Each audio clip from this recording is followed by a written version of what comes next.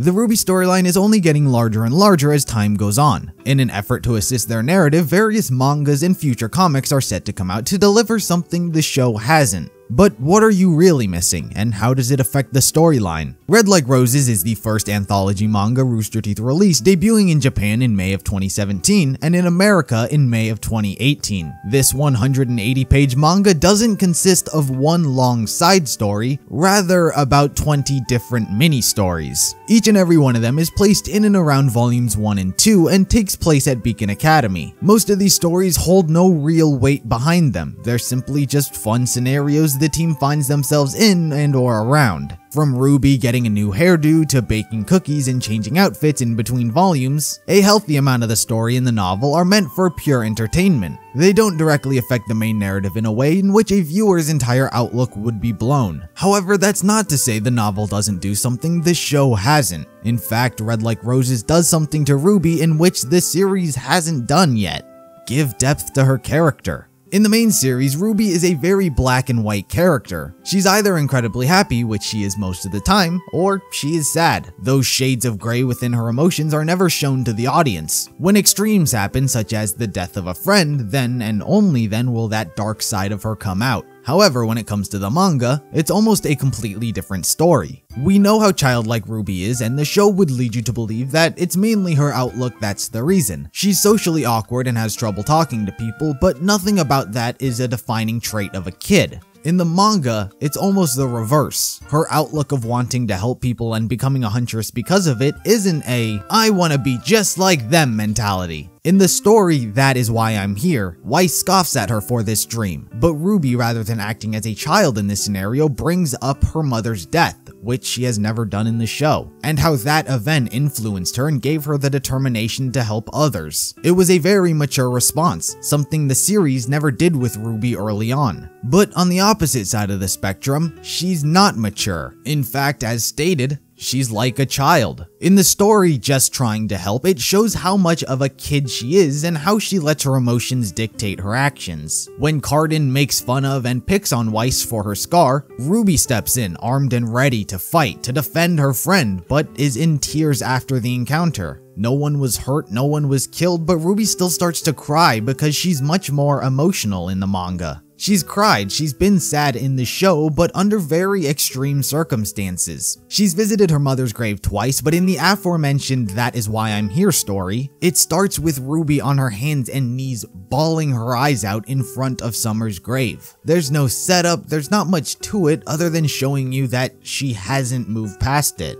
In other stories within the manga, the childlike personality as well as the mature adult is mixed with one another. In the story RWBY's Diary, Weiss once again ridicules RWBY for acting as a child for keeping a diary. RWBY expresses that whatever she writes down in it comes true, hence her becoming leader of Team RWBY. RWBY continuously attempts to get Weiss to read it, but time and time again she tells RWBY that she needs to grow up and that a diary cannot change fate. RWBY gets upset about Weiss telling her this, only for Weiss to feel bad as well for what she has said. As time passes, Weiss takes note of how RWBY continued to write down her hopes and dreams into the diary, but how she never brought it up to Weiss again. Weiss still respects RWBY as her leader with or without the diary, but this story showed how both mature and childlike RWBY can be. One doesn't need to go away for the other to exist. RWBY in this manga also has a very heavy focus on friendship and her friends. Once again in the show, she's socially awkward and struggles to gain others' approval, and even when she has it, it's still this weird struggle. But in the manga, she values friendships so much that it means almost everything to her. She'll defend and protect them no matter the cost, even in as minute of a situation that it may be. She's incredibly overprotective and cares way too much about everything that those are the reasons her friends like her. Weiss is far more prevalent in this as Blake, but it seemingly has the same effect. RWBY in the show you can still tell cares about her friends, but it's the fact that in the manga it's over such smaller things that give it much greater depth. Most teammates are going to care about the safety and well-being of their friend when in battle and it's life and death. But when it's just a bully and nothing is at stake, it's much more important to RWBY's character that it's such a big deal.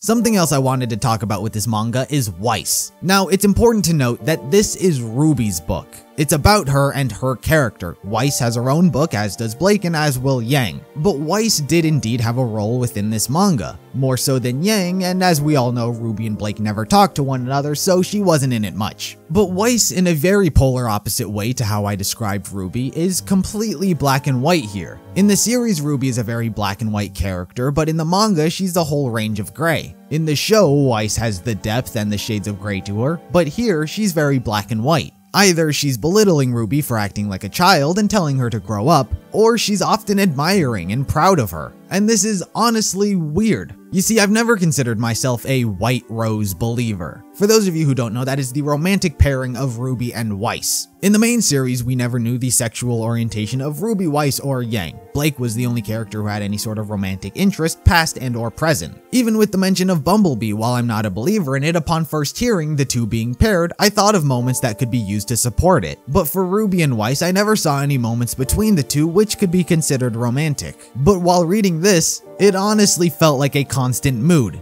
for Weiss. In this, we learn that RWBY is straight, hence her desire to seek out a boyfriend. In this story, we also learn that Scarlet, the member from Sun's team, is gay, as he tells RWBY that if she's looking for a boyfriend, he's not the guy for it. But at the end of this story, RWBY teases Weiss, saying that she's secretly into her, and RWBY hyperbolically flirts with her. And Weiss hardcore blushes and then gets frustrated that RWBY was doing that. From this, RWBY seems straight. She was doing it as a joke, funny, haha, good laughs. But Weiss seemed like something is up. One of the stories takes place during the Volume 2 prom where everyone is dancing. Mercury takes RWBY for a spin and Weiss jumps in to save her, and the two have a lovely chat outside and bond. There's a lot of White Rose moments scattered throughout the manga, not all necessarily romantic, but enough to where someone like me who doesn't think that they're a thing notices the things that are happening. Like I said, this is RWBY's story, not Weiss's, and you take a lot more away from RWBY than you do from Weiss. But Weiss is still an important character in this manga. If you personally are a believer of White Rose and need moments and evidence to support your arguments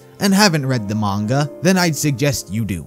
Most of the stories in here are honestly fun little side stories that don't affect anything in any sort of way. But there are the select few that give depth to RWBY, show more of who she is as a person, and develop her in a way that the show never has. These stories and mangas are, at least for now until they decide otherwise, canon. You can't say that they don't take place because the writers are saying that these books are part of the main story. So the bonding that takes place in this, the potential romantic development, is all there. Red Like Roses effectively gave an incredible amount of character development to a character who desperately needed some. RWBY's attitude is immensely childlike and her emotions can throw her for a loop, but she's also one of the most mature individuals in the entire series. She's more than just all smiles all the time, except for when her friends die. Her friends mean everything to her. She sticks up for them even in the smallest of quarrels. Red Like Roses affects the timeline. It affects RWBY in one of the biggest ways possible.